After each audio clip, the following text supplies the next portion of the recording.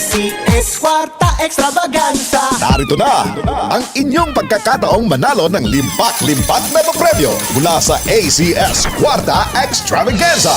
Over 3 million in prizes ang ipamimigay nationwide. Tax-free! Kada linggo, simula Setyembre, may tsansang magbagi ng cash at gift bags mula sa ACS Manufacturing Corporation at sa RMN at IFM stations nationwide. Para sumali, isulat lamang sa isang malinis na papel ang inyong pangalan, address, contact number at pirmahan. Kasama ang proof of purchase mula sa Pride Detergent, Star Wax Floor Wax, White Rose Kojic and Papaya Soap, Charm Fabric Conditioner, Shield Bath Soap, Smart Dishwashing Liquid and Paste, at Unique Toothpaste. Ilakip ito sa isang white envelope. Isulat sa labas ang promo title ACS Kwarta Extravaganza, ang pangalan ng produktong ginamit, ang promo week, at RMN o IFM station na inyong sasalian. The more entries you send, the bigger chances of winning. Deadline for submission of weekly entries is every Friday, 5 p.m. of the promo week. ACS Kwarta Extravaganza 2023. Hatid ng RMN at IFM stations nationwide. Kwarta Extravaganza. ACS. See posters and print ads for details. For more information, visit facebook.com/ACS Kwarta Extravaganza and rmn.ph. Promo period is from September 16 to December 16, 2023. Per DOH, FDA, CCH, UHSRR permit number 0753, series of 2023.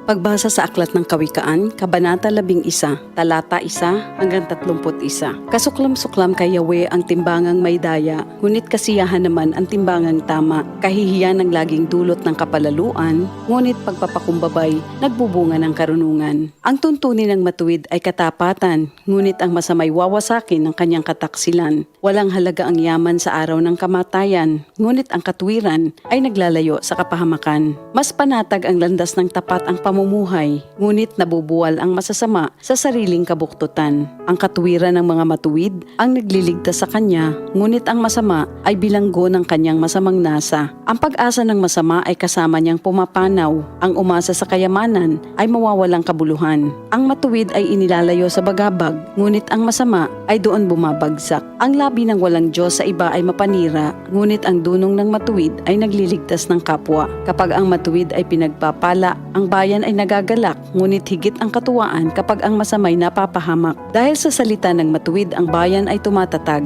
ngunit sa kasinungalingan ng masama, ang lungsod ay nawawasak. Ang kapos sa kaalaman ay humahamak sa kapwa, ngunit laging tahimik ang taong may unawa. Walang maitatago sa bibig ng madaldal, ngunit ang tunay na kaibigan, iyong mapagkakatiwalaan. Sa kakulangan ng tuntunin ng bansa ay bumabagsak, ngunit sa payo ng nakararami, tagumpay ay tiyak. Ang nananagot para sa iba, sa gusot ay nasasadlak, ngunit ang ayaw gumarantiya ay malayo sa bagabag. Ang babaeng mahinhin ay nag-aani ng karangalan, ngunit ang walang dangal, tambakan ng kahihiyan. Lagi sa kahirapan ang taong tamad, ngunit masagana ang buhay ng isang masipag. Ang taong mabait ay nag-iimpok ng kabutihan, ngunit winawasak ng marahas ang sarili niyang buhay. Ano man ang anihin ng masama ay walang kabuluhan, ngunit ang gawang mabuti ay may pagpapalang taglay. Ang taong nasa matuwid ay makasusumpong ng buhay, ngunit ang landas ng masama ay patungo sa kamatayan. Ang kaisipang masama kay Yahweh ay kasuklam-suklam, ngunit ang lakad ng matuwid kay Yahweh ay kasiyahan.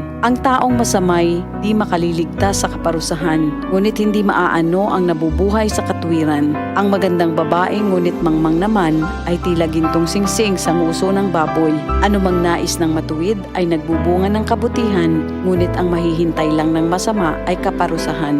Ang taong mapagbigay ay lalong yumayaman, ngunit naghihirap ang tikom ng mga kamay. Ang taong matulungin sasagana ang pamumuhay, at ang marunong tumulong ay tiyak na tutulungan.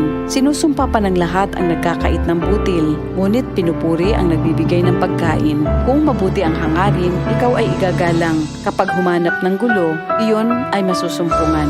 Malalantang tila dahon ang nagtitiwala sa kanyang yaman, ngunit ang matuwid ay giginhawa tulad ng sariwang halaman.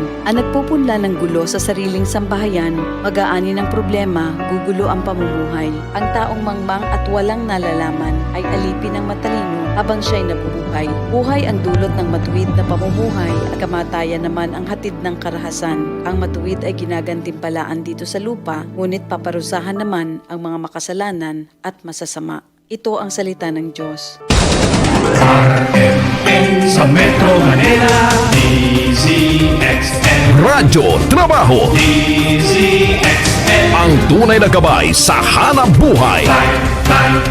Unang radyo, unang balita. Sport.